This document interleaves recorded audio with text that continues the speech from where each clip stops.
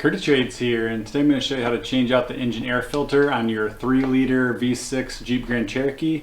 This is for the new Jeep Grand Cherokee, the 21L Plus, and the 2022 model year and forward. I like to use the engine filters from EcoGuard. They make a lot of different ones online. I'll leave a link to this one in the description.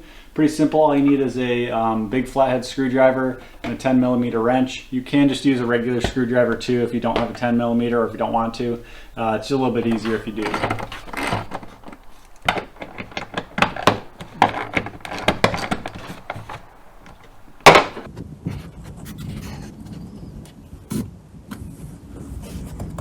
Once you loosen these 4 bolts, they don't really fall out of here. They kind of stay stuck in here. You can just lift this up and pull the old filter out.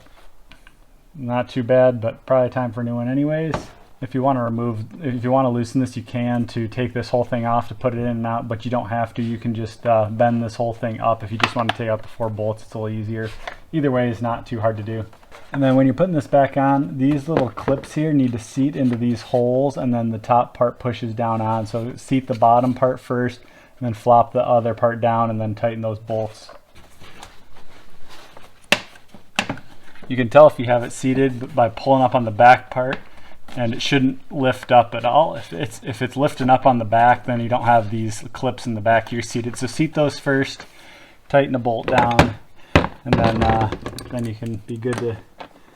Just tighten the last 4 bolts up.